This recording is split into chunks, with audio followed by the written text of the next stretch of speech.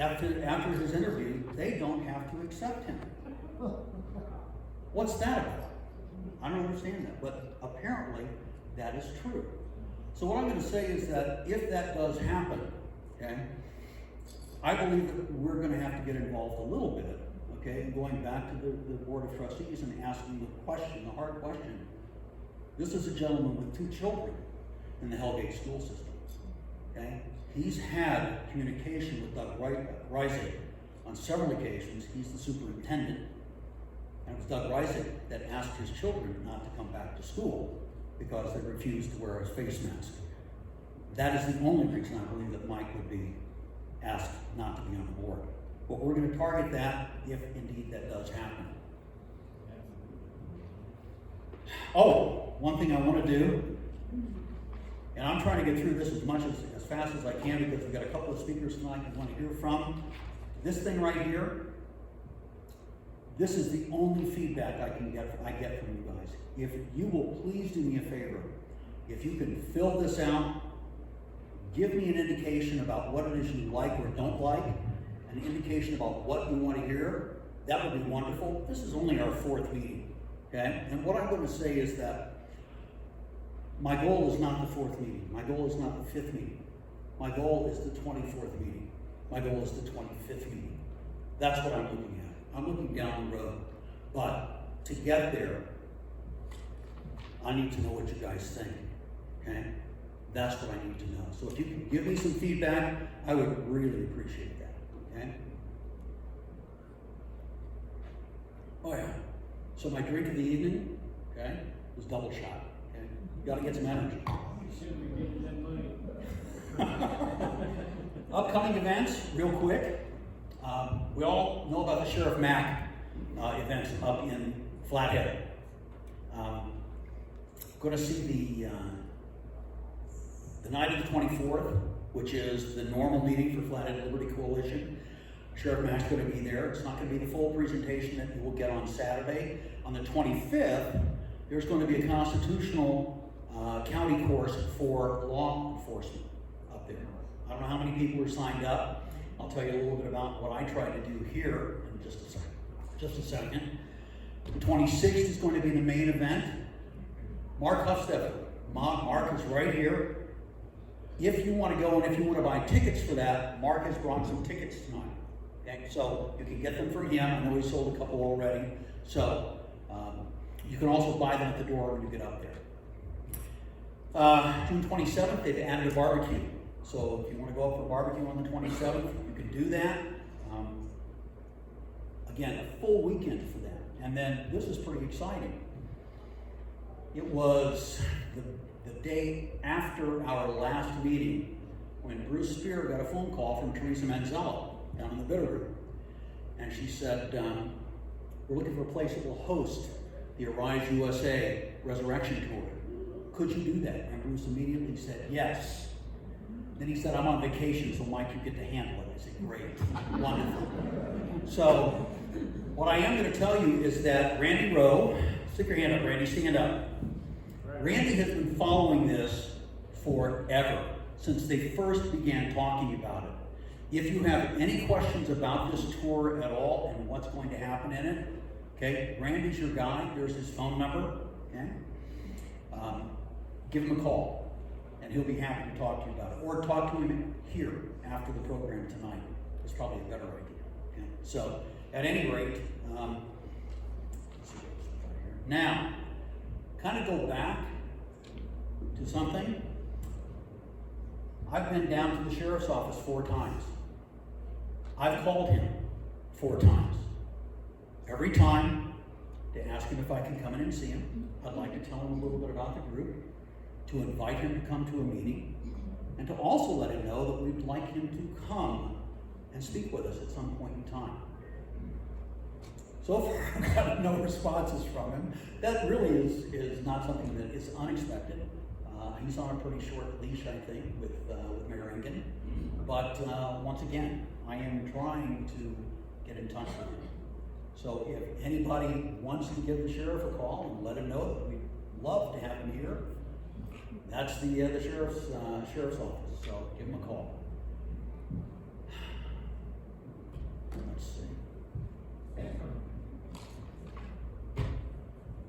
The day after our last meeting, I went to Sonia Quackenbush. Where are you? Right here, right in front of me. I went to the Republican Women's Luncheon, and Alan Alt was there, so was Bob Campbell. I got a chance to talk with them. Both of these guys are great people. They're running for council. Rebecca wasn't there. Rebecca's working, and in fact, she works on Monday evenings, so it's going to be hard for her to come to one of our meetings, but I extended an invitation to all three of them to come, and I have not heard back from them at all. It's been a week and a half, so I'll probably try to reach out to them again at some point in the very near future, because I do want to have them come in, and I want everyone here to get a chance to talk with them and meet them. Those are that's their contact information.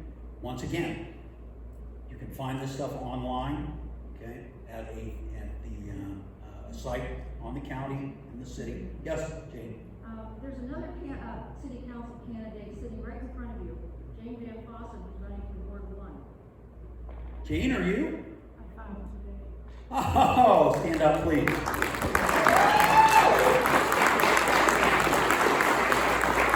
That is wonderful. I'm going to call in tomorrow, and I'm going to have them change that. I'm going to put her in as a mayoral candidate instead. Okay? So I'm going to tell you something, okay? If you have small children at home and you want to scare them into doing something, okay, and you want to tell them the boogeyman's going to come and get them, show them this guy's picture, okay? Honestly, okay? S1 is a real problem. My understanding is there's supposed to be a vote on that tomorrow in the Senate. I'm not sure if that's going to happen tomorrow or not. I know that Manchin is starting to waver a bit on his promise not to allow the filibuster to be changed, but that looks like that is happening right now. I don't know what's causing him to do that. I think we all have a pretty good idea about when that might be, but it looks like we're going to have some real tough times with respect to S1. I think that at some point, if that law is passed, then I'm going to try and get in touch with the governor. And I think we should encourage everyone that we know to get in touch with the governor, to call a special session so that we can nullify that bill here in the state. That is an overreach for state sovereignty. So, agenda for tonight. First thing, Mark Huffstetter is going to come up here. Mark is from the Flathead Liberty Coalition. Mark's going to tell us about a program called Sidewalk and what he's learned about it. We're going to try to do that in 15 or 20 minutes. And then Darin Gaub is going to come up. And Darin's going to tell you about Restore Liberty. And I'm going to let Darin talk about that. Okay, I'm not going to give you any information on that. If we have any questions for those guys, okay, if you do, come up to the mic here. Ask a question very quick, very brief, and very pointed with that question, because we've got a lot of stuff to go through tonight. So, at this point, Mark, I'm going to have you come up.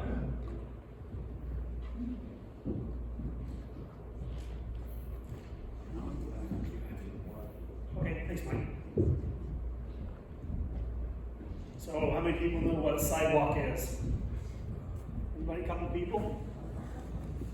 How many people have an Echo, Amazon Echo? How about a doorbell? One of those fancy doorbells. That's good. That's excellent. Well, I'm going to tell you about Sidewalk. Unfortunately, the date has passed and you've already opted out, or you've missed the opportunity to opt out. And that's what this is all about. How many of you know what incognito mode is? A lot of hand raising tonight. Okay, incognito mode is where you tell your browser not to tell anyone who you are. How effective is that? Very ineffective. And here's why. Because there's a whole bunch of other apps that are running on your device that are telling other servers who you are and where you're going, so that that website doesn't have to know who you are. And what was originally designed to solve that was originally designed to do that, you're trying to get around, is what's called cookies. Well, cookies are no more, because their technology has gotten so powerful, so strong, so pervasive, they don't need cookies anymore. They don't need super cookies anymore, which is a whole other pervasive thing. So this is kind of you on incognito mode, right? You know who you are. Can I go to the next one?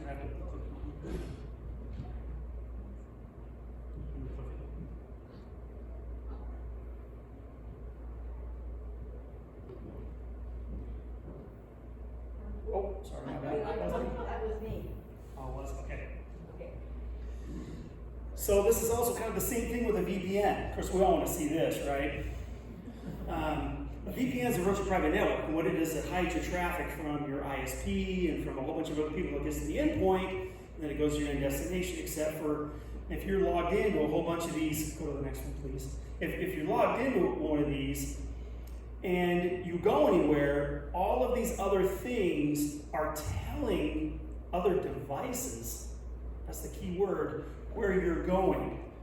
Now, Google's come up with this new thing called federated learning of cohorts. Guess who the cohorts are? Everybody raise your hand, you are now a cohort. That is who you're sitting next to, that's who your friends are, that's who your neighbor is, that's who your children are. How many people voted in the last election? Welcome to a group of cohorts, including your children and your family and your friends and everybody else. This is what Google is doing, and I'm going to tell you how they're doing it, and I'm going to tell you how to get around it. It's not pretty. Next one, please. So this is how Google sees it. They see you as this whole network. They want to understand every single person, topic, subject, not just kind of what you like to watch on YouTube, but when do you walk your dog? Who do you stop and talk to? Those kinds of things. Next one. So this is a new thing. Ultrasonic tagging's been around about 2 years now, but because of this new addition that Apple has done with the AirTag, which is this little device that helps you find stuff if you lose it, like your purse or your something else you want to put your, like your backpack or anything like that. You want to find your backpack and it says it's in the living room and not in the bedroom. They're happy to tell you that because they can tell down to 6 millimeters where it is, even in your home. That's what ultrasonic tagging is. So this is the way that it works.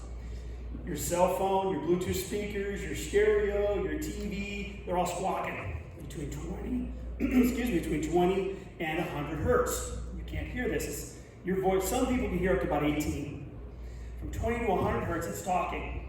This is who I am. This is who my beeps are. This is what they're doing. This is where they're going. Oh, he just browsed this website. She just watched that commercial. They're all tattletaling on you 24/7. Oh, they just turned on the faucet. Oh, they just walked in the bathroom. Oh, I just heard the toilet flush. This goes on, and it gets worse. This is what Sidewalk is about. The Sidewalk program is the Echo, the Amazon Echo that you put in your house, now reaches out to over a half a mile. It talks to every other Amazon Echo it can find. It talks to everything else that it can talk down the line through ultrasonic tagging. It shares your home Wi-Fi with all those devices in case one of them gets disconnected. It can use yours. It's very kind of them. But this is the part that's really not so kind. And that is all the information that they share because they will link to every Bluetooth device, microphone, speaker that they can potentially connect with. That means your neighbor walking in front of your house with their dog. Oh, next one, please. Walking in front of their dog. So this is the AirTag. Apple uses this to basically track everybody moving down the street. So what they've done is they created this huge mesh network now with all these little tiny devices. They added this to the iPhone 2 years ago. Nobody knew about it. They did the same thing in conjunction to the Echo, Alexa. Alexa has had hardware in models for 2 years now that nobody even knew about. That was revealed in this Sidewalk announcement, and they said, hey, you have till June 8th to opt out. Well, thanks for that. So I want everyone to really understand what this is and really understand what's going on. I'm going to spoil Darin. He's going to talk a little bit about our government and our politics and things like that. But there's another front that we need to be aware of. And if you don't think that big data had anything to do with this previous election, do some reading, please. Okay? We are all responsible for both halves of the situation. Here's the good news. The good news is that every single one of us makes a difference in this. Right now, every single one of us, except for me, is doing ultrasonic tagging, Wi-Fi, Bluetooth.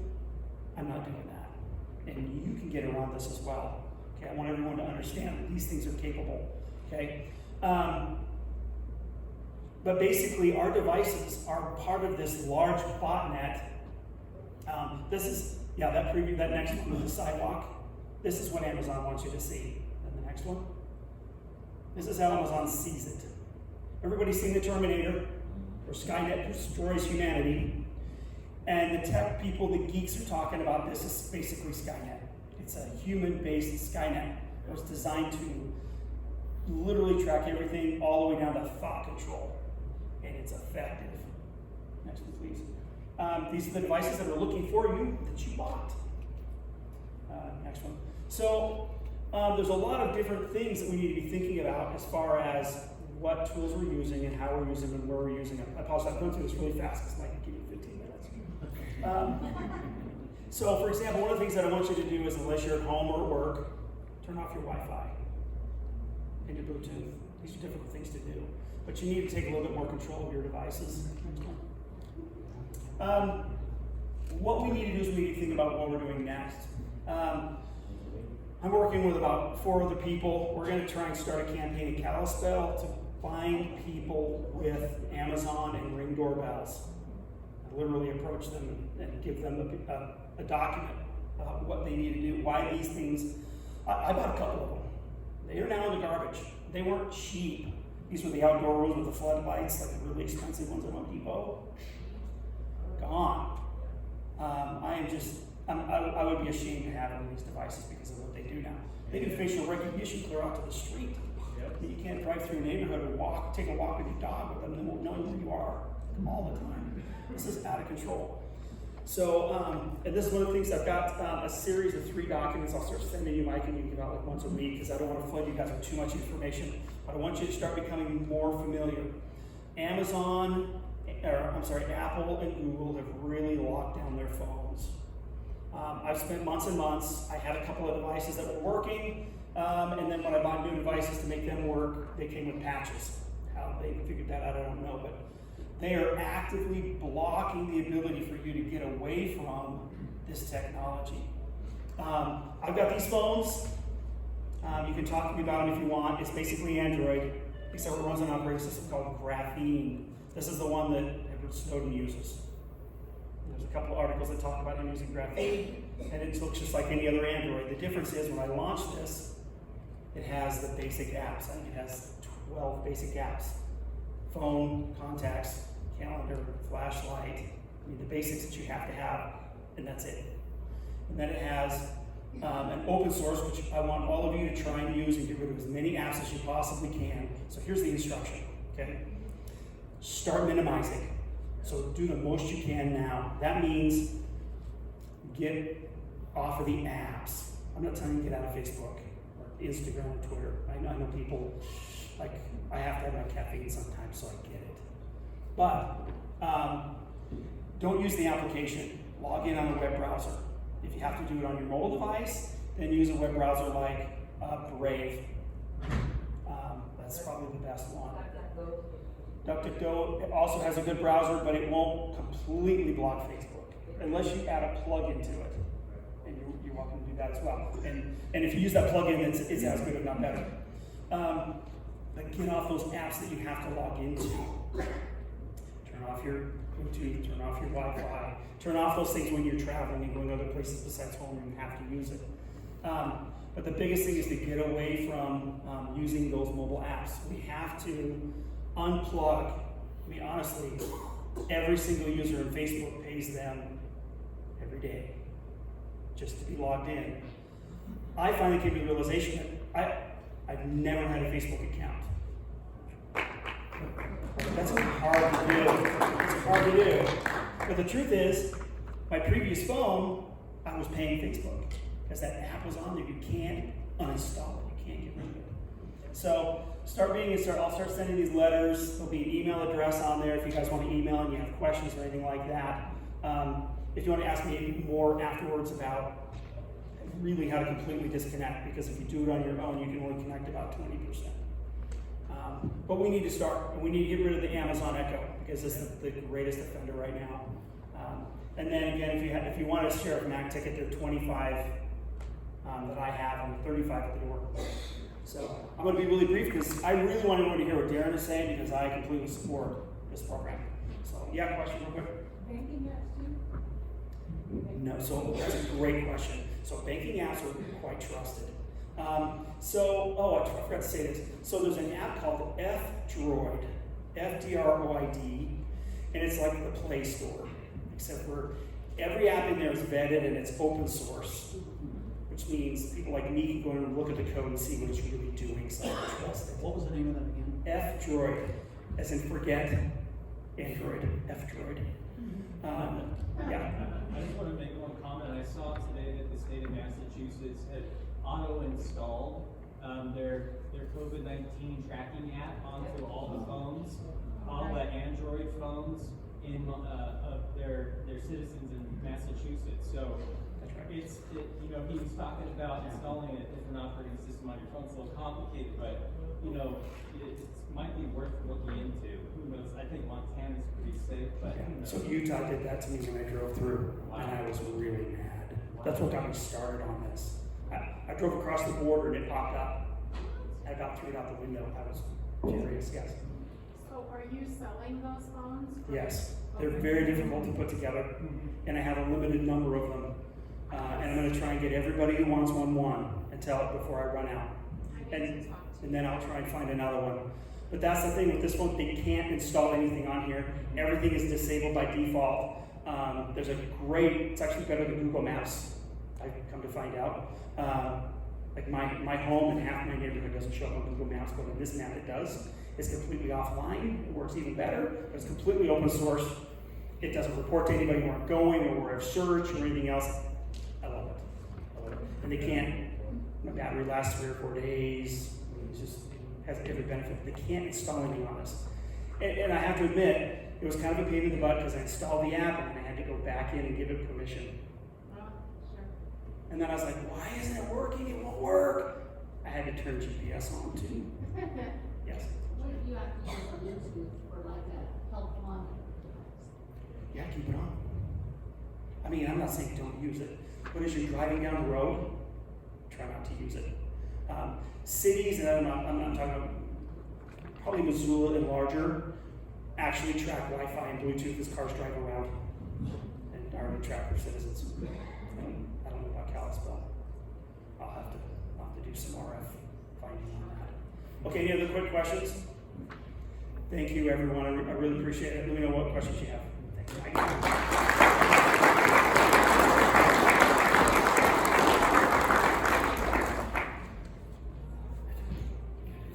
So Mark sent me a letter 2 days before sidewalk was going to expire when you could opt out of it.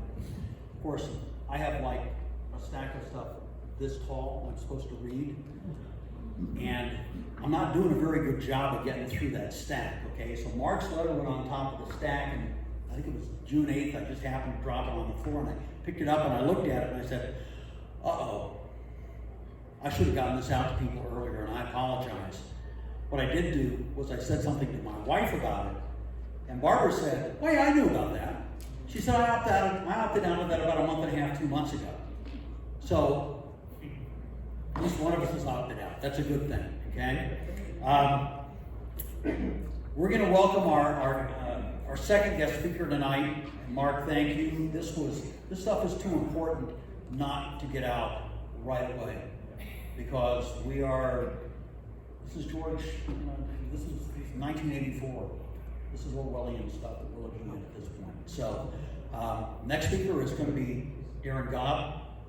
And Darin is going to talk to us about an organization he started out of Helena that he has been working on for several months now. And Darin, come on up.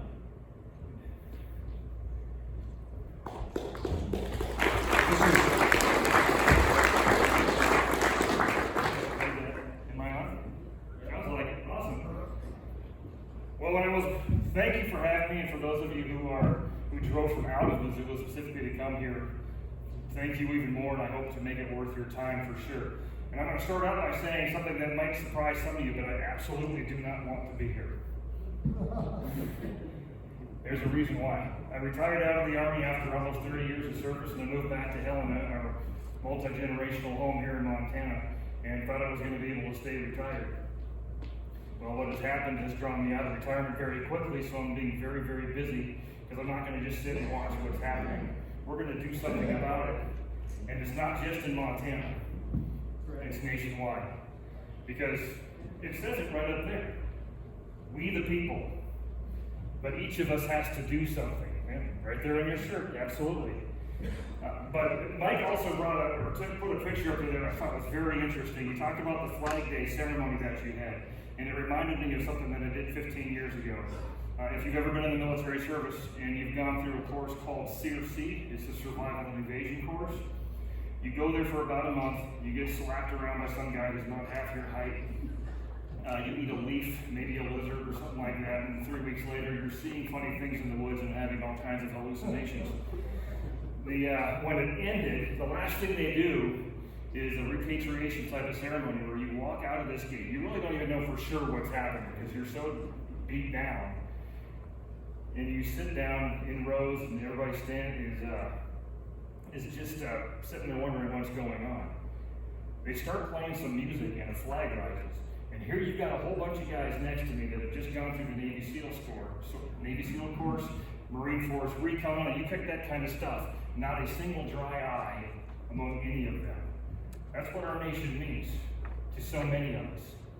That's the nation we've got to preserve.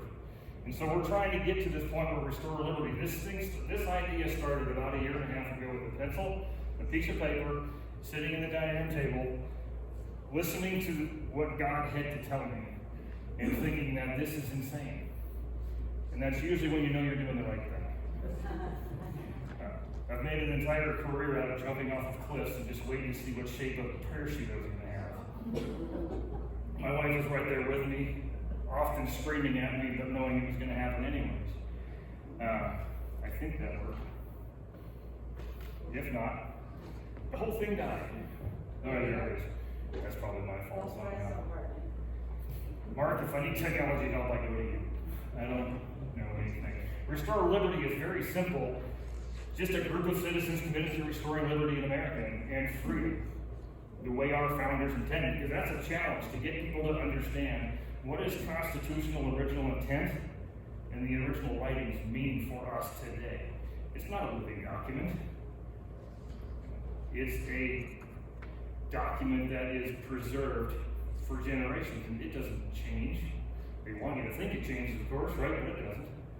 So we just want to go back to constitutional governments, really. We've got to come together. This is one of the biggest challenges with conservative organizations is the ability to come together, rally and unite around something. It is not easy. But one thing we can't do is rally and unite around a person. And I don't care who that person is. We're standing in church here. We know that there's only been one perfect human being in history, right? Right. None of us is perfect at all. And as soon as one of us gets put on a pedestal, well, we're gonna knock ourselves up because we're all fallible. So we can't really rally around a person, even Trump, even Reagan. It doesn't matter who that person is. That person will fail, and every single one of us will at some point. So we got to rally around something that's more tangible, more solid, and lasts generations.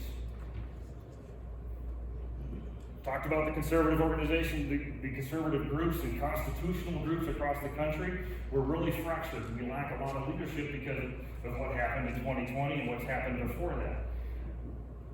We're not Democrats or lefts or left-wing type folks or whatever you want to call that. We don't herd well. We're independent. We're liberty-minded people. We want to be left alone. We don't want to join with 3,000 of our closest friends somewhere and all kind of walk lockstep towards something. But sometimes we have to rally and unite together in order to get something done. We know that this is part of that process. And part of the encouragement I wanted to give to you folks is that this organization is growing nationally very quickly, but quietly. We're not public yet, necessarily. We're out there in little bits and pieces, but I wanted to build leadership first in order to overcome this problem of fracturing. Because what we want to do as Restore Liberty is not ask you to join us. We want to join you. Because this type of organization is happening all over the country. I talk to people in most of the states in the country every week. My wife tells me I give her 30 minutes a week And that's about it. She's probably right, unfortunately, but this is something that I felt like just needed to be done. Trying to bring conservative groups together under something that is not a person, that is a vision that is national level, because we got a big problem. So we need a big solution. And the big solution is grassroots, pushing up, other people helping us push from the top down, and getting all kinds of solutions in place. Because you guys are doing phenomenal things, school boards, that stuff is happening everywhere. So we've got to be able to get this problem of fractured conservative groups fixed. We got to come together. But it's not easy. We really do have to come together somehow. Because if we don't, we could lose it all. And then the only people we have to blame is ourselves. We can be chasing a lot of different things. We know we're going to continue to do work. We know we're going to continue to do a lot of different things. But if we don't fix this, some of that stuff may never matter again. And our children and grandchildren and great-grandchildren, depending on who you are out there, will be the ones left holding the ball. And we had an opportunity now. Senate Bill 1 is one of those examples. And they're trying to enforce in law something none of us believe in. If anybody ever heard of Frederick Bastiat, read the book called The Law, okay? Remember the sentences about the dictator? The dictator doesn't have to be a person. The dictator can often come in the form of a law. Okay, we can't do that. So how do we bring folks together? It's not easy. Even in Montana, in the groups I've spoken to in Great Falls and up in the Flathead and other locations as well, we quickly sometimes try to put ourselves and give ourselves a title. We argue amongst ourselves and we forget the point of what we're trying to do. We're supposed to stick together. Let's get to the point where we can have constitutional governments and then argue. You know, if you're married, you argue inside your house. If you're not married and you're a kid, you argue with your parents. It's going to happen. But let's get to the point where we have the right to debate. We have the right to worship. The right to live according to our Constitution. And then we can have those little fights. Let's get the big one right first.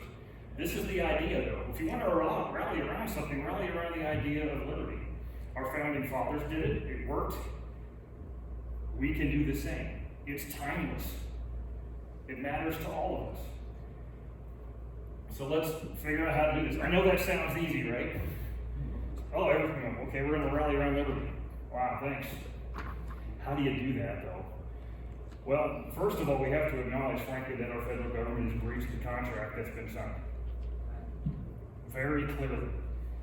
I use a comparison. If you could add up all the power in government in the United States to 100 and make it very simple, the way we're written, the way it's designed, the people on the state should have 98, and the federal government should have 2. We're upside down.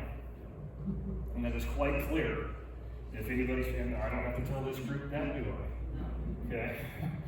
So let's just call it what it is. If you're in breach of contract, one of you is clearly wrong, and it has to get fixed. It's not us. Okay? Part of this is we're looking at how do you give space to states to govern. Mike talked about the speed of the federal government infringing upon your rights. They're moving very, very quickly because they really, frankly, know that 2022 midterm elections, they can see something completely different with a legitimate election and some of the more right people in office. So we've got to give states space to govern themselves and the people to govern themselves. So one of our goals is to make sure that we emphasize that 10th Amendment and the 9th Amendment, frankly, to get states space away from the federal government that is constantly trying to tread on them, us, and make it so we can't decide for ourselves what we want our government to be without having some sort of, well, potentially disastrous movement that has to happen. And we don't know what that looks like. So this is an opportunity to give those states space to govern. Some states will never want it. Washington, Oregon, California. I'm deep into election integrity stuff now, and my guess is that Washington's a red state. California probably is too. There's a lot of stuff coming out soon. Watch Maricopa County, Arizona. Right? That's just one of them. We just started a new effort in Illinois around Chicago. These things keep going. And people are going to see the reality, and what spins out of places like Maricopa County is going to be interesting, and we could very quickly be in a constitutional crisis. And the best way to solve that is to get government closer to the people. And not look to a federal government to fix it for us, because we own them and everything else. So let's give states some space to govern. It's pretty clear, 10th Amendment, right? Not delegated to the United States by the Constitution. The Constitution delegates it. It's pretty easy. Everything else belongs to the states or the people. We talked about 98 out of 100. The 9th Amendment is just as important. It says basically, hey, just because it doesn't say it doesn't mean it's not there. If it's there, let's just say it belongs to the people, no matter what it is. Reagan was right. Government governs best that governs least and closest to the people. So let's do everything we can to get it there. Sounds good. All this stuff I just put up there is a whole bunch of noise, right? But you're asking yourself, what we do and how do we do it? And this is just a way that I'm proposing. It has been very popular. I've got leadership in a bunch of states. We'll show you where those state directors are. We'll talk about who we're working with and why we think this can go powerful by the time we get to July 4th, if all goes well. That's in God's hands, not mine. I'm just going to keep walking. Okay, so what do you do? Anybody in here ever coached football, played football, any of the above? Okay, good. What are the odds of winning a game if you're only on defense the entire time? 0, right? But you do have to play a good defense. Otherwise, you're never going to get the ball back and be able to go on offense. So I made this quite simple. We're going to start by building a defense, and then we're going to work into going on the offense. And the first thing on the defense, working a bit too fast that time, is this thing called the Declaration of Constitutional Consent. This is a 4-page document. It's on our website. If you go to restore-liberty.org on your phones, provided that you're not all deleting your apps.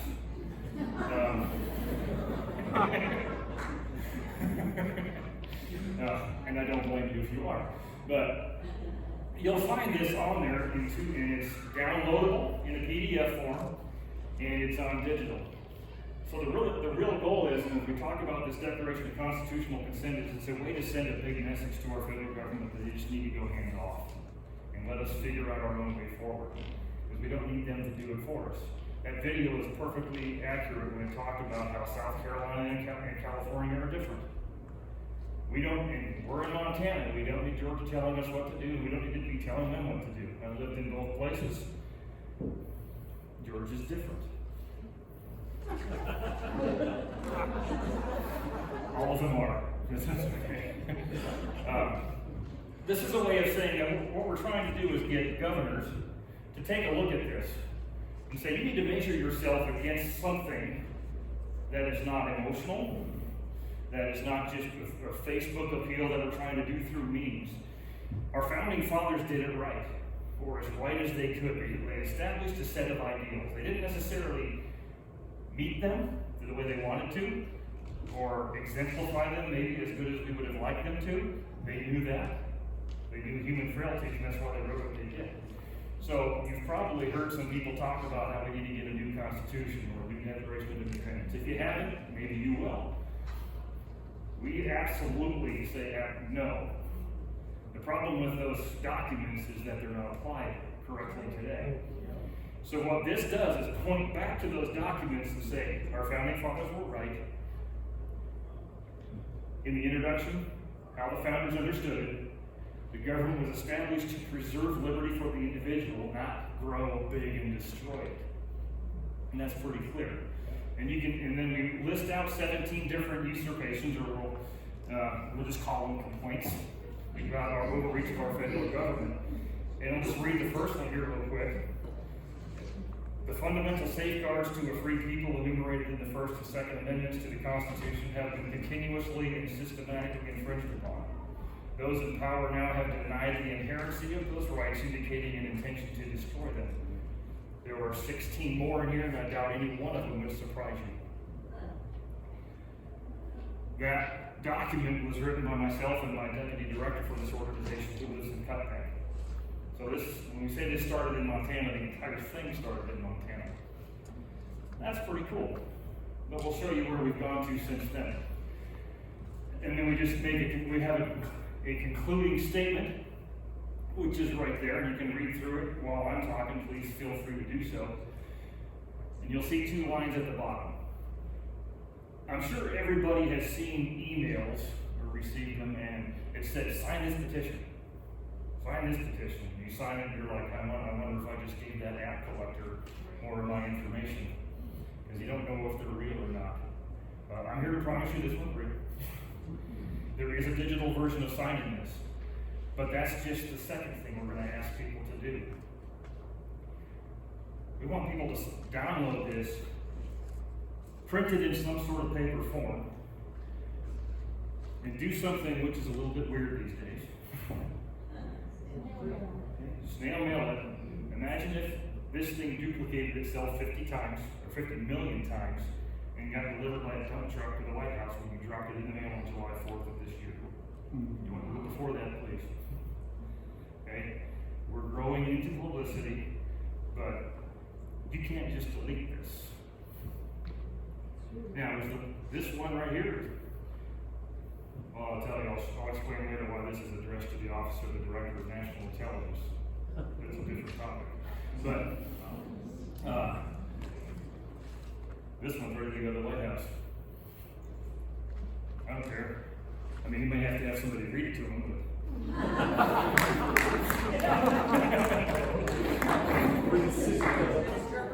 Is that? An interpreter. Oh, yeah. The hologram is speaking, yes. Man. Should we make a copy for ourselves or take a photo with ourselves holding it up so there's another record of it? Or Whatever you want to do. My entire goal with this whole thing is to make a lot of noise and confetti. Yeah. I don't care how it's done. Anybody you want. My request is the White House and the governor. MSM, city commissioners, county commissioners, all that kind of stuff. Yeah. Would you recommend sending a certified return receipt so we have a signature acknowledgement? I recommend you do whatever you want to do, and I think that'd be a great idea. Why not? I have a little part of the department in our program that we call the Ministry of Dirty Tricks, and everything that's like that, we say yes when you write it down. We have more ideas than just that, and we'll show you some of those. But the real point here is to just make noise because we want this to be a bit of a measuring stick. And I think when you read the different 17 usurpations or complaints that we have against our current federal government, that you're probably not going to disagree with them. You may not think they're always worded perfectly, or it could change a little bit, but we're talking about some ideals. And again, if the Declaration of Independence and the Constitution are up here, this thing's somewhere way down here with an arrow pointing up to them. Saying, don't forget that. This is how you failed and you've breached our contract. That's the goal of it. And it gets towards something else. Anybody here on the website already? Okay, good. We're done deleting apps. Good. This is what it looks like for 2 through 17. There's a bit of a history lesson here with some founding fathers quotes and stuff like that. And I think you'll like it. But it leads to something else. Constitutional sanctuaries. Every tactic that's been used against us for years, we're turning them over and we're re-aiming that weapon back. So, why not? If they can make constitutional sanctuary, if they can make sanctuary states for illegal aliens in California, we can do this.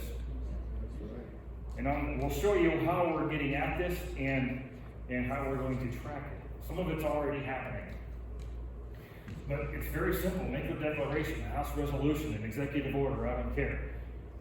But get a constitutional sanctuary statement out there and make it very clear that we're done. We're not playing those particular games. We're not trying to nullify or get rid of the federal government. We're trying to put them back in the box that is very narrowly defined for them in our Constitution. That way, states can figure their own way forward with their people however they choose. Does that mean California is going to suddenly turn into a conservative Christian Mecca? No. But it does mean that they get to make their own choice, and their people do as well. Okay? We know that the federal government is narrowly defined, and we're not trying to get rid of that either. We're actually the law-abiding ones, not the other way around. So, constitutional sanctuaries. The goal is to flip the color of the state on our map, on our website. Texas has now been turned green. We've already done it. And I'll show you kind of what that would look like. Because I'll tell you, our website's under construction. Our organization is not perfect. But I think our ideals are what we need to aim for. And frankly, the timing is right. You've seen the Fauci emails. Part of our team helped with that exposure. And there's more to it.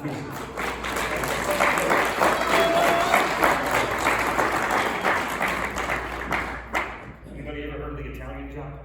Yeah. You're welcome. Okay.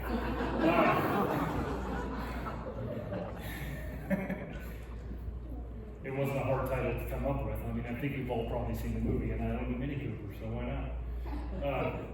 Declaration of Constitutional Consent points to the desire to make constitutional sanctuary states. If the state will not do it, mail it certified return to your city commissioner, your county commissioner, whoever you think needs to hear this. And if we can't get an entire state to turn, then let's get a county to turn. Let's get a township to turn, whatever it takes. We want to keep flipping that map. And if it looks like an electoral map when it's done, and it shows people who's really on an island and who's not, that map in and of itself is a message. And it's starting. Mississippi just sent me a text today and said they've had a constitutional sanctuary piece of legislation that they tabled back in April because they said it was too controversial. It's too controversial to live by our Constitution in this country. I find that a little hard to believe. Yeah, you're probably right. Some people just don't care. They care about power, not only for themselves, but over others. And that's sad. This is just an example. Let's just say that resolution number 1776 is signed by Governor Gene Forte as part of a House resolution. Whatever that looks like, we don't care how they get there, we just want them to do it. Wouldn't that be awesome to see? But if you can't see it for the entire state, I'll tell you this, Sanders County is already working on it. And they've already told their commissioners that if you don't do this, we're getting rid of you. Do that 56 times and you've got a state. I'm in Helena, you're in Missoula. We'll compete for last place.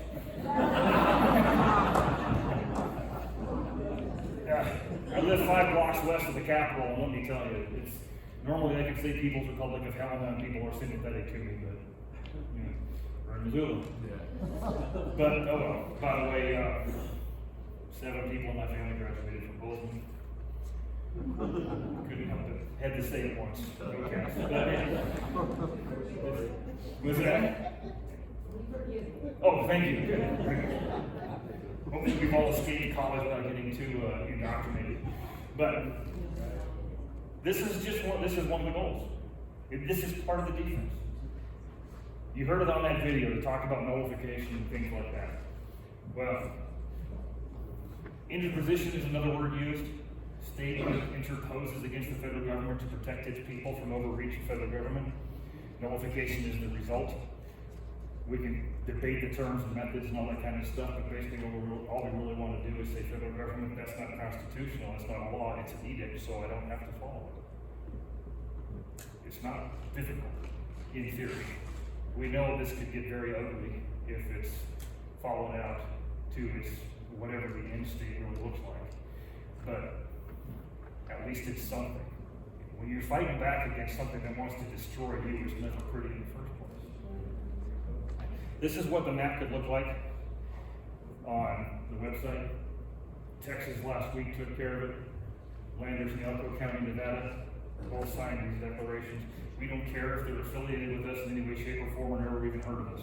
We just want to make sure that it gets done. Because this isn't about a person or a title or anything like that. We just want to make sure that we the people can live like we the people are supposed to.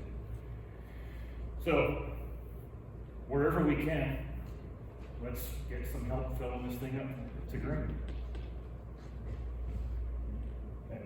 What else is there? Build the bench. Conservative candidates is a bench we need. You have a mayor race coming up. We have a mayor race coming up. Our mayor in Helena, you may have heard of him, you may not have, but you can imagine he's probably not someone we're really for on the conservative side of things. And we had 4 different candidates fall off the grid and just said for various reasons they couldn't run.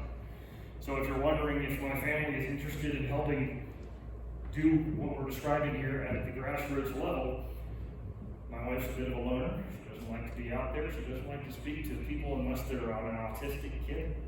And that's what she does, and she's very good at it. Nobody had filed a gun against the mayor. My wife went and filed a run against Mayor Collins in Helena 2 hours before the deadline.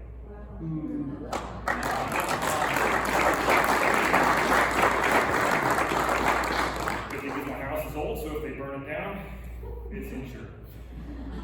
And my kids are living elsewhere, so that's good. So build that bench, and you're obviously doing it. I don't have to beat that down too much, but civics education is critical as well. If people don't know their rights, how are they going to operate within them? One of the guys that I've talked to recently is a Yemeni immigrant. He's going to take this document and he's going to translate it into Arabic. And then we're going to work on Italian, and we're going to keep going. Now, I know you could probably just stick it in Google Translate and hit print, but it's Google. It'll probably lie to you anyways. So we're just making sure. Plus, he wants to be part of it. He has a significant presence in New York City with Yemeni immigrants, with Coptic Christians out of Egypt, and many other types of folks. So we're not leaving any stone unturned. If there's an opportunity to reach people for what America stands for, if you want to be Muslim, be Muslim. But know what your rights are here, know what our Constitution is, and be part of the civics process. Students in schools to adults. We've got some awesome people around the country teaching civics, driving all over their states, sacrificing their time to do it. And it's really great to see. Now, Rob Nielsen, anybody in here heard of Rob Nielsen? Yeah, he's advising us, so that's good. And hopefully he'll be up here in August. In case I didn't have enough to do, I'm also the county chairman for Lewis and Clark County for the Republican Party. So we're trying to get him up to speak at our fundraising dinner. And it should be fun. All right. So top-down pressure, bottom-up pressure. Bottom-up pressure is us. That's the grassroots. We're telling our legislators, our governors, and whoever else is out there what we want them to do because they don't work. We don't work for them. They work for us. And if they refuse to do what we tell them that we want to do, then we need to work to remove them. That's the grassroots pressure. Top-down pressure is people that are willing to call someone who has direct connections to governors and says, you need to get on board with this. We have Mike Lindell has volunteered his time to do that for us with Governor DeSantis and Kristi Noem in South Dakota, wherever we can. We'll take that when it comes.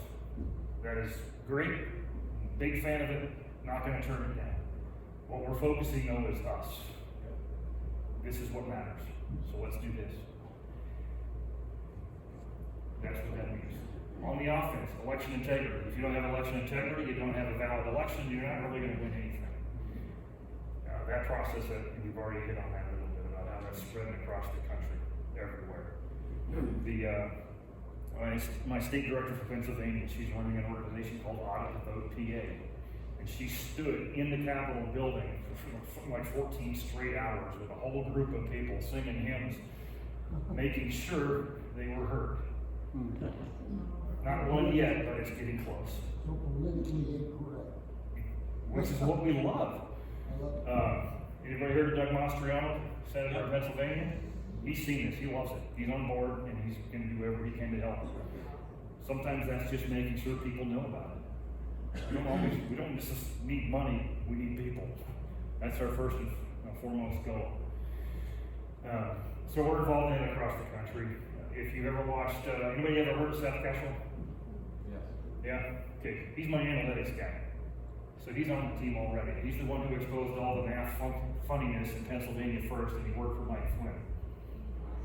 So he's on the team. Mike Flynn knows about us. He knows what we're doing.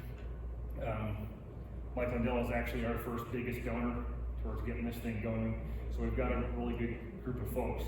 And Seth's wife actually worked for Sidney Powell. So we're out there. And we're gonna get good support.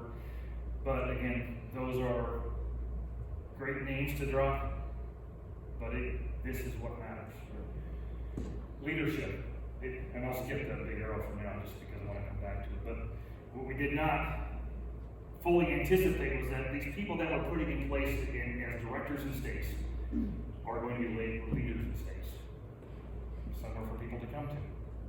When they're going to get more and more disenfranchised folks, so they got to go somewhere we're providing some of that leadership. Already right now, multiple groups and multiple names across multiple states. If the opportunity provides itself, we'll do GOP reset training, meaning how to fix the Republican Party. But if it doesn't fix, well, we're still going to restore liberty anyways, no matter what. What we've got in Montana is entirely different than Washington when it comes to that party. Education and advocacy speaks for itself, fundraising speaks for itself, and then we're going to move another piece of the offense is to identify, vet, and endorse constitutional candidates from dog catcher to governor across the union in every state to the extent that we possibly can with the workload that it would entail. Will it be perfect right away? No, but we want to get there, and we're as close as we can. That's not going to be me vetting someone in Georgia. It's going to be the Georgia State Director and the people in the counties and the cities there are working together through networks to separate the politician word from the politician action. And if those two align and they're constitutional, then we're good. If they're not, I don't care what party you are, we're not going to endorse you. And we'll leave it blank, which is a signal of all its own. Someone needs to step up. Not an easy task, we know that, but we need to do it no matter what. So that's what that is. Picture on our website another map of all the counties. You click on your state, you click on your county, you can find all that information, and you can go from there. Our analytics guys identifying those critical counties from a national scale that will change some things. We're going to bring national attention to local issues to help expose things wherever we need to, and our regional directors will be the ones kind of vetting and checking those things out. And we'll go from there. Other key things on our websites will be organizations that we align with well, that we support. We don't want to recreate what they're doing. We just want to magnify it and get it out there on another platform. That's fine. We don't need to be predators. Let them do that. We're going to work on the process of starting with Federalist Paper 97 and continuing forward. We want to show that we're a well thought out organization with constitutional minds and good governance and be able to talk about critical things in American governance. Federalist Papers ended at 86, and we're just going to keep going on. And fortunately, the guy in Cutbank is writing those because I don't ever get to sit down anyways. The Declaration of Consent piece, we're going to interview people who have government overreach in their lives, and we're going to put their stories online. And some other correspondence that we'll talk about here in a little bit. So we got a lot of other things. What else can you do? People talk about what can we do. You'll see crazy ideas like, what if you pulled all your kids out of the government schools, took all the funding away from them, and made education co-ops? Why not? Who says you can't? It's we the people, right? We can do what we want. They will harass you. That's fine. They Yeah. will come to your door and be like, why isn't your child in school? Yeah. I took my son, I'm sorry to interrupt your speech, may I? Please. I took my son out of high school when he was in freshman year. I asked him, I said, so, what do you know about the 3 branches of government? And he gave me a blank look, and I said, you don't know anything about the 3 branches of government? And he goes, no. And I said, okay, barring the fact that maybe he forgot about it. I yanked him out, and I told the school, I said, well, we're moving out of Colorado. And, we never moved back to Colorado. But they did send a sheriff to my house and said, your son isn't enrolled in Colorado, and you're still here, what's the deal? I had him run out the back door and climb up a tree. Literally. Well, I said, you need to go hide right now, because I was afraid they were gonna yank him out of the house. So, I totally, we need to shut down the public school system.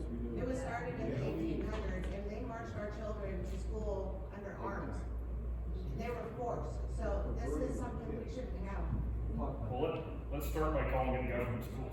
How about that? Yeah. That helps too.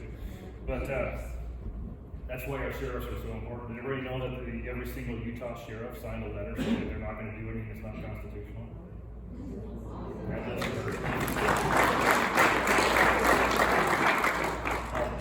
I'll point you to our Facebook page. I posted it on there for anybody to see. Most of this stuff won't surprise you. Vote with your wallet, build a barter exchange system and exchange goods. Get away from the dollar wherever you can. We got a lady down in Mississippi who's going to write an instruction with some documents about how to sue Facebook for $49 in civil court and force them to fly an executive from Facebook to your location to defend themselves. Imagine doing that 10 million times. Now you've got a different thing. Imagine 30 million people ordering a book that everybody hates from Amazon and then turning right around and shipping it back. I mean, it just, sometimes it's like, make noise and continue to make noise. If you have a mortgage, pay your taxes twice a year, keep your own money and stop using escrows. You get the interest rate, you know, that's billions of dollars that could be taken back into the economy. We know we're gonna have to continue paying taxes. I'll just leave that right there. That's, why not? Yeah. Think of anything that you can possibly do.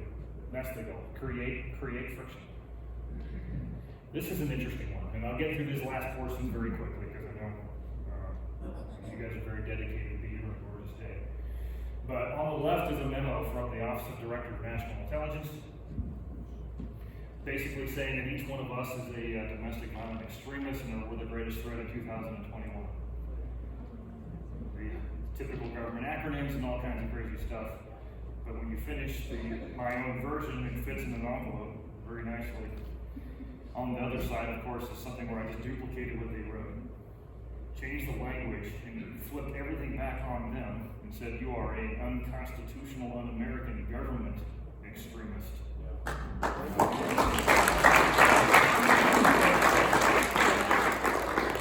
And I'll flip through these very quick. That's the cover.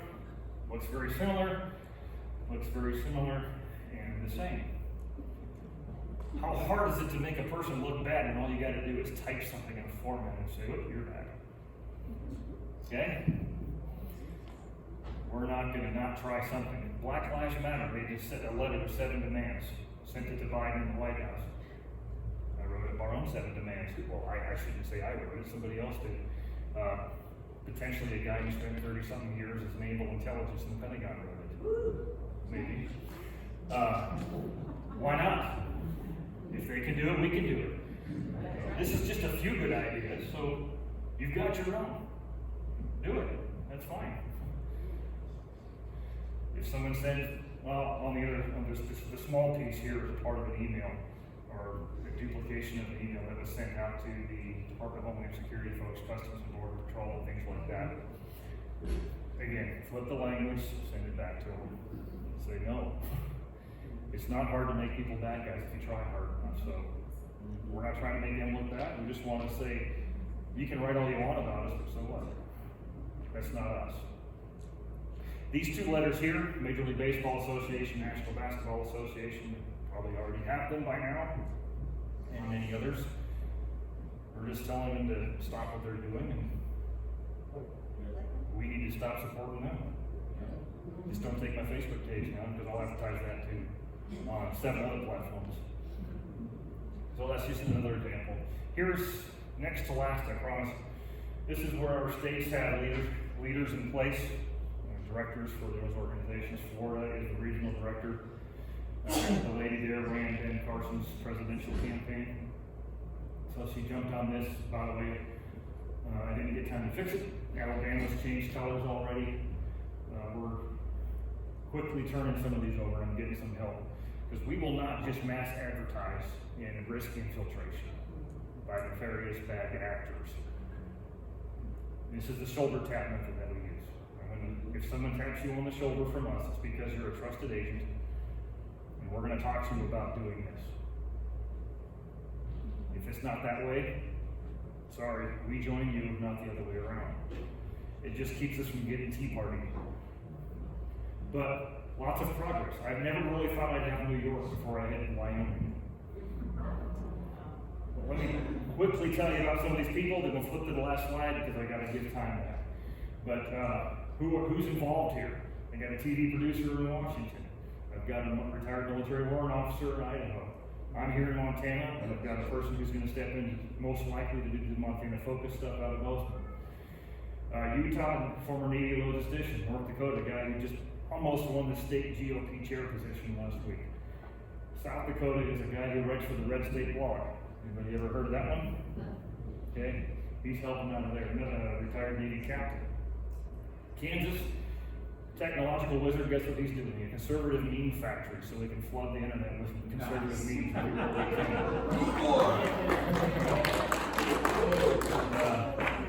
Texas is a combination. It's Seth Keshel with the analytics piece, my public relations lady who worked for Breitbart and Blaze TV and still does a lot of that kind of stuff. And she's helping me get the plan together for that, as well as she ran most of that sort of stuff for Convention of States and still does. Wisconsin, former Army captain used to work for me, who's very engaged. Illinois, retired Navy submarine captain, and well, another guy I won't discuss yet. Tennessee, super hacker, worked for CrowdStrike. Mississippi, very angry mother of 5. Most dangerous person on the entire list.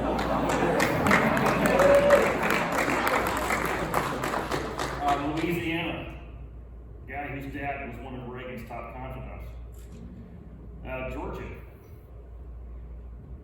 somebody you'd never expect to be a very motivated constitutional conservative who spent 17 years earning a living in ballet.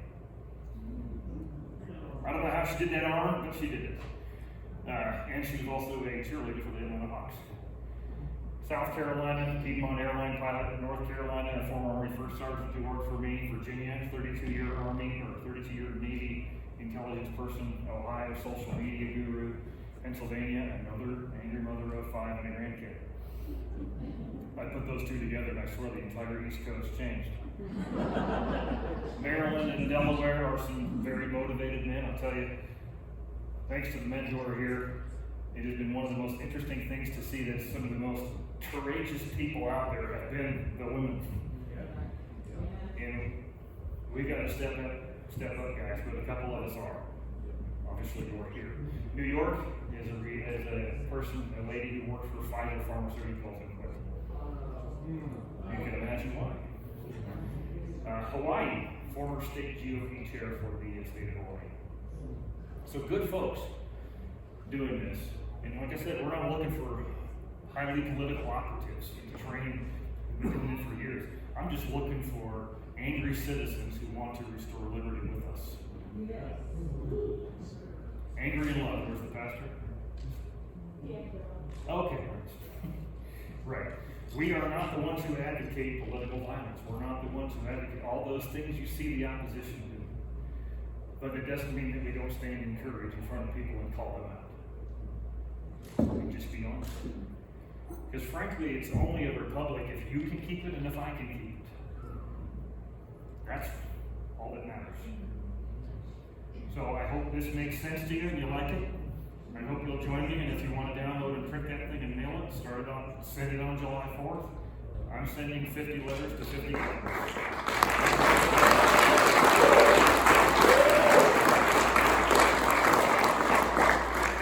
That's all I have. Mark, I think it was question and answer time. Thank you for your time. Oh, you're welcome. Or whoever we got. Has anybody got any questions? Okay. I've seen on, conservative emails that the Attorney General for Arizona sent a very clear message to the Attorney General of the United States saying, you touch one vote and we'll put you in jail. Does he have any power or teeth, or is that empty rhetoric? Well, I mean, he has power and teeth in the 9th and 10th Amendment. Certainly there are certain federal powers that the federal government still holds, for sure. But he knows full well that the point of the AG, the federal level Attorney General, getting their nose into the Arizona's business is not, it has nothing to do with election integrity. So that was just a message passed as much as anything else. Just like our Attorney General here in Montana, who, by the way, you probably already know is phenomenal. Yes. lawsuits and messages are clearly passed. And that's just like that. Because Arizona, Maricopa County is going to be ugly. And it's going to expose some things. I can't wait. Oh, Yeah. Darin, 30 years serving the country, at what point in time did you realize that liberty was being lost? I don't know if I realized it, but I certainly wrote something. So I retired as a lieutenant colonel in 2019 after joining in 1991. Okay, time flies, doesn't it? But back in that same time frame, about 2009, I wrote an article as a captain that said there's a time coming when we're going to have to figure out what the oath of office fully means and what do they mean by domestic enemy. You heard it out here, or not here. It wasn't here. It was actually at the state GOP convention when Ryan Zinke got up and said it's basically the same thing. So why did they put domestic enemy in there? That's a tough question to answer. And once you have an answer, what do you do about it? But I would say probably, I guess that would be, 12 years ago, 12, 13 years ago. And some people saw it way before that. No doubt about it. Any other questions? I have one.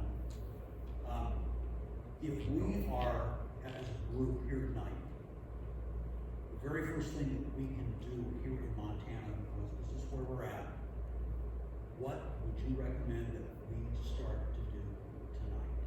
Well, you're already doing it. In school boards, local governments, fixing things from the ground up, staying engaged, teaching your kids, all three branches, right? Even if those three branches are the ones you get to use to climb the tree. Whatever that looks like. You're already doing it. All I would say that we're going to ask you to take a look at from our perspective with Restore Liberty is the Declaration of Constitutional Consent combined with pressuring legislators and the governor to do the constitutional sanctuary state. And if that doesn't work, get counties, get cities, and do that kind of thing. I would say the start time of that is really July 4th. So just get out there and do that. I would also ask you if you're the Western Montana Liberty Coalition.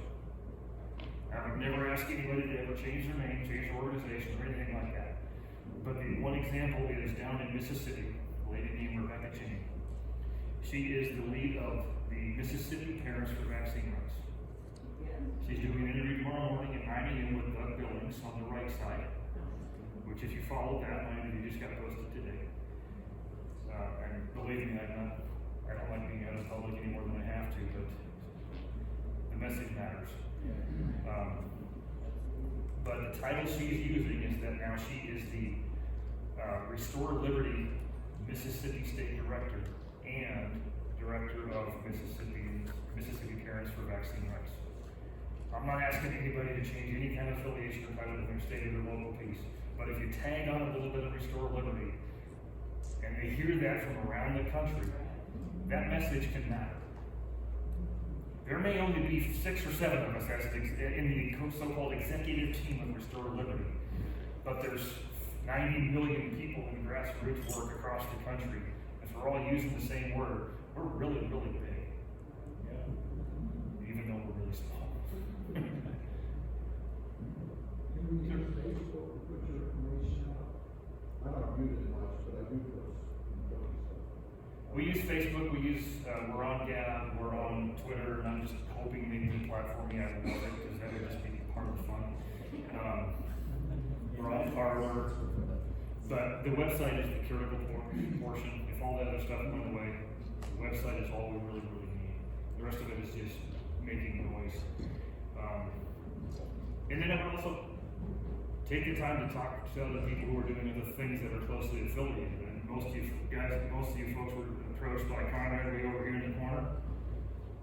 He's the Yellowstone, he's the Lewis and Clark County guy for tactical civics. And if that's something you're interested in finding out more about, please see him.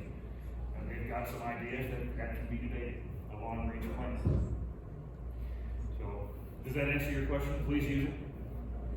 I post things on there all the time, and I'm just waiting for the Facebook prison bars to come down.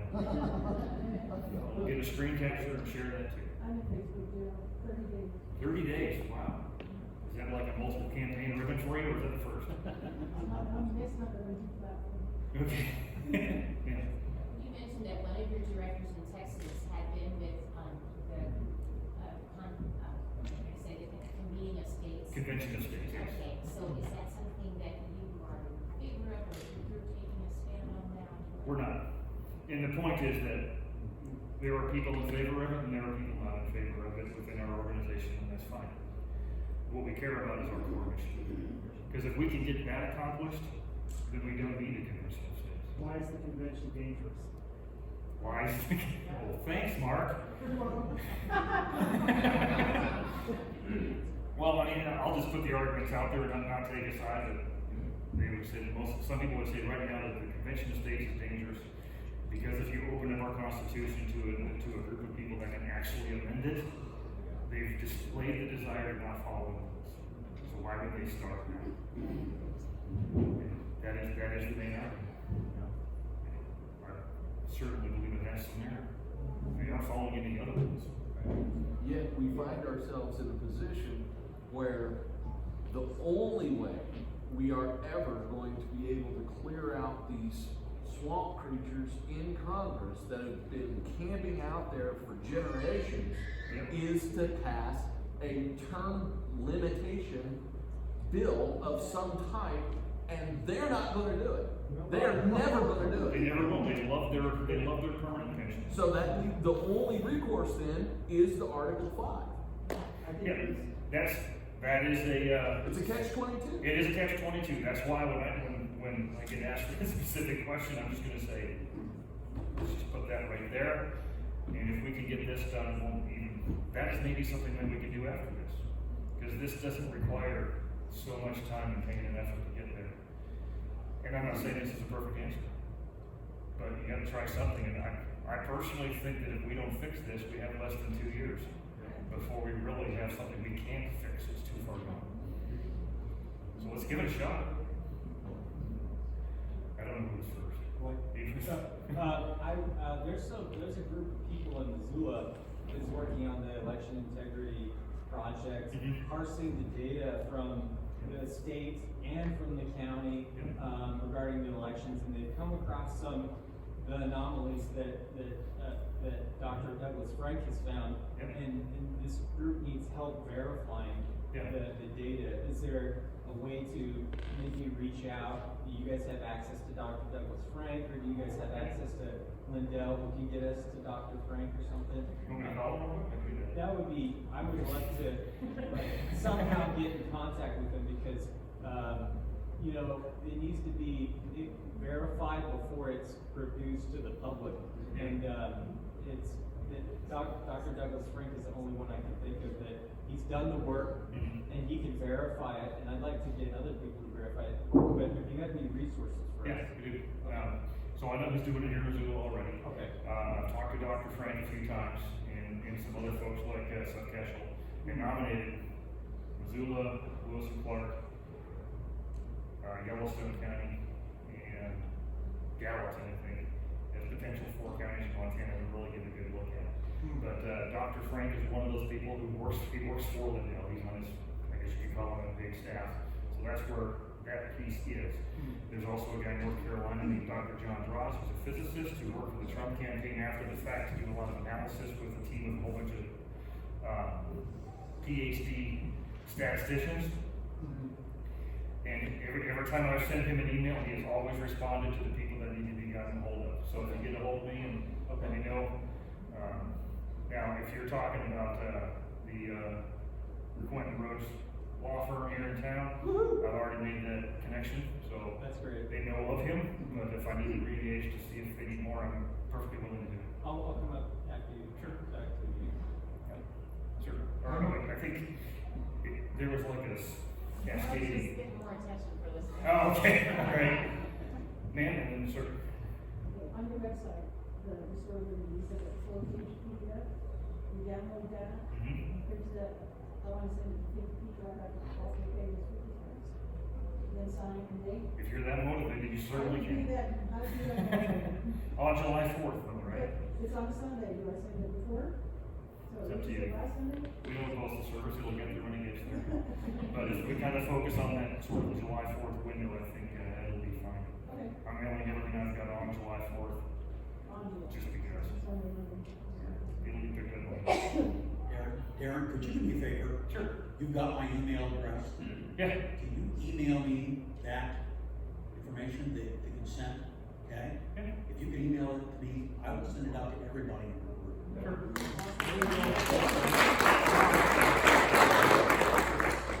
You mentioned Michael Lindell a couple of times, and I looked at that video, 9-0. Yes. Are you familiar with that? I am. And I was in the IT industry for my whole career, and I used to be with global corporations and have the security experts present to them. So I found it really interesting. Do we have any hope in that whole thing he's done? Because it seemed to be compelling to me. And of course, the whole idea is, will the Supreme Court even listen to it? That's the challenge. Yeah, that's the challenge. And obviously, I'm not an IT guy. I plug things in either end, hope it works best. But I would say ultimately, based on the things I do know, yes. We know that a lot of stuff got shipped to the Rome embassy and got shipped back. We know that for a fact. And that's not all of it, but there's a lot more to it. And I don't even want to step into the IT world and try to make sense of it, but everybody I'm talking to has said there's something there. I mean, And I don't know what it is. What he presented in that video was incredibly detailed, with all the locations of the servers in China, and some in India, and some in Ukraine. And so, anyway, Yeah.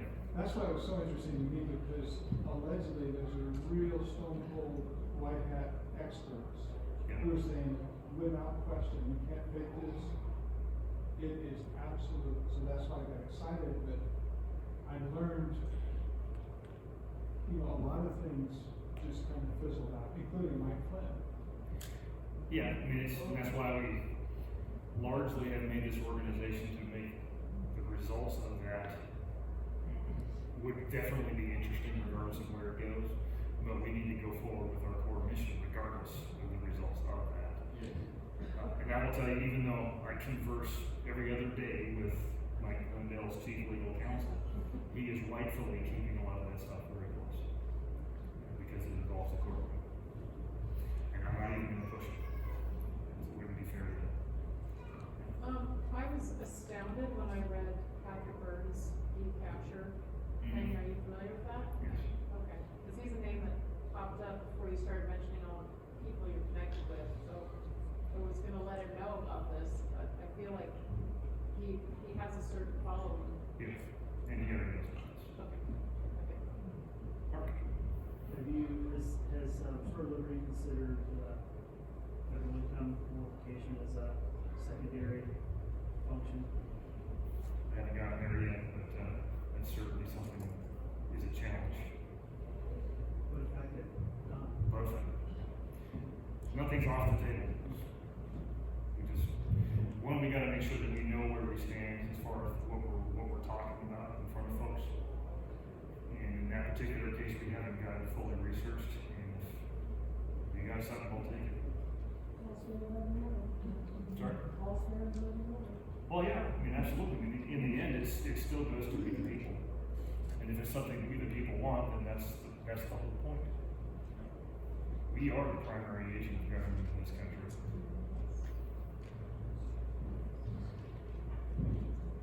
Anybody else? What? Mike? Oh, sorry. One? Money. You made the comment that Washington was turning red.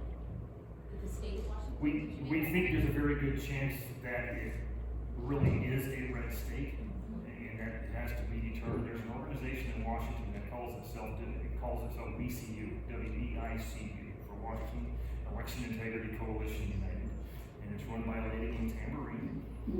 It's a great name, by the way. Can't forget that. And they have already surveyed all 39 states of Washington. They know which ones are the biggest issues. We've already had Dr. Doug Frank out there. I've got Dr. John Dross is already involved with them to assist. and they're pushing for a citizen-led audit. Just like we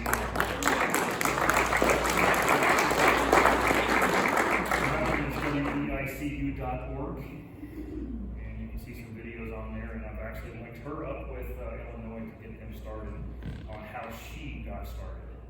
So why not? Let's take a look at everything. What was that website again? WEICU.org. Very motivated lady. Anybody can be turned. She used to be a diehard Bernie supporter. And now I feel kind of left wing compared to her at times.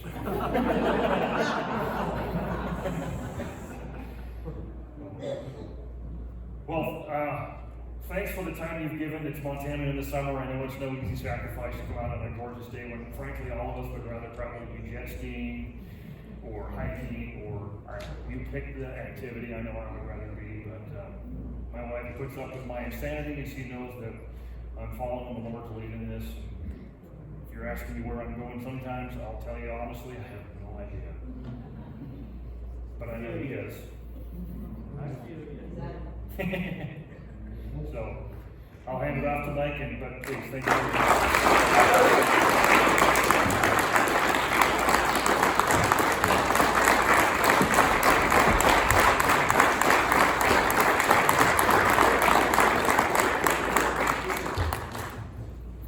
So this is the second time I've seen this presentation. I saw it up in Flathead about a month and a half ago and recognized it exactly for what it was. It's incredibly important.